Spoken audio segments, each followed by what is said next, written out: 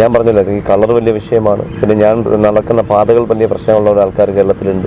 അപ്പോൾ ഇങ്ങനെയൊക്കെ അപ്പോൾ എൻ്റെ വിശ്വാസങ്ങളെ എതിർക്കുന്ന ആൾക്കാർ ഇപ്പോൾ കേരളത്തിലുണ്ട്. അപ്പോൾ അവരൊക്കെയാണ് ഇങ്ങനെ കൂട്ടമായിട്ട് നിൽക്കുന്നത്, നല്ല വേറെ ആരുമില്ല. പിന്നെ ഇതിലൊരു കാര്യമുള്ളതെന്ന് വെച്ചാൽ ഇതൊന്നും ഞാൻ നിങ്ങളോട് പറയുന്നത് ചേട്ടാ, ഞാൻ എങ്കിലും ഓപ്പൺ ആയിട്ടൊരു കാര്യം ചോദിച്ചോട്ടെ. ഈ കളറിന്റെ കാര്യത്തിൽ ചേട്ടന് കിട്ടിയിട്ടുള്ള ഒരു ദുരനുഭവം വേദനാജനകമായിട്ടുള്ള ഈ അടുത്ത കാലത്ത് വയനാട്ടിലുള്ള നല്ല സുഹൃത്തായിരുന്നു, നല്ല ഞങ്ങൾ വർഷങ്ങളെ സംസാരിക്കും പരിചയപ്പെട്ടു. പക്ഷേ ഈ അടുത്ത കാലത്ത് എൻ്റെ അടുത്ത് ജാതി പറഞ്ഞിട്ട് ഒത്തിരി കാര്യങ്ങൾ എൻ്റെ സംസാരിച്ചു. എൻ്റെ അടുത്ത് ഞാൻ എന്തോ വിഷയം പറഞ്ഞ സമയത്ത് എൻ്റെ ജാതി പച്ചയ്ക്ക് പറഞ്ഞിട്ടുണ്ട്, പച്ചയ്ക്ക്. പക്ഷേ അതൊക്കെ ഞാൻ റെക്കോർഡ് ചെയ്തിട്ടുണ്ട്. എനിക്ക് എപ്പോഴെങ്കിലും ഒരു സമയത്ത് ഒരു കേസ് കൊടുക്കേണ്ടി വന്നാൽ ഞാൻ കൊടുക്കാൻ കണക്കിനാക്കി ഞാൻ റെഡിയാക്കിയിട്ടുണ്ട്. എൻ്റെ നല്ല പച്ചയ്ക്ക് എൻ്റെ അടുത്ത് അപ്പം ജാതി പറഞ്ഞു. അപ്പോൾ എൻ്റെ അനുഭവത്തിൽ ഒരുപാടുണ്ട്, ഒന്ന് രണ്ടൊന്നും അല്ല. അറിയാലോ, പല സ്ഥലം ചെല്ലുമ്പോൾ പല ആൾക്കാരെ പിടിച്ച് ചെല്ലുമ്പോൾ നമ്മൾ അകത്തോട്ട് ഇരിക്കാൻ സമ്മതിക്കാതെ പുറത്ത് കസേര എടുത്തുകൊണ്ട് വരുന്ന സംഭവം കൊച്ചുകുട്ടികളെ തൊടാൻ പറ്റുന്ന സാഹചര്യം ഉണ്ടായിട്ടുണ്ട്. അതുമാതിരി വെള്ളം കുടിക്കാണ്ട് ഗ്ലാസ് ഉണ്ടായിട്ട് പോലെ അവർ വെളിയിൽ പോയി ഡിസ്പോസബിൾ ഗ്ലാസ് വാങ്ങി കടയിൽ നിന്ന് കൊണ്ടുവന്ന് എനിക്ക് വെള്ളം കുടിക്കാൻ തന്ന അനുഭവങ്ങൾ ഉണ്ടായിട്ടുണ്ട്. എൻ്റെ ജീവിതത്തിൽ ഉണ്ടായിട്ടുണ്ട്. അതുപോലെ എനിക്ക് നെയ്യാറ്റിൻകരയ്ക്ക് അടുത്തൊരു ടീച്ചറമ്മ അദ്ദേഹത്തിൻ്റെ വീട്ടിൽ ഞാൻ മതിൽ പൊളിച്ച് വെള്ളം കുടിക്കാനായിട്ട് വെള്ളം ചോദിച്ച സമയത്ത് ബാത്റൂമിലെ മഗ്ഗിൽ കുടിക്കാൻ വെള്ളം കൊണ്ടുവന്ന സംഭവം ഉണ്ടായിട്ടുണ്ട്.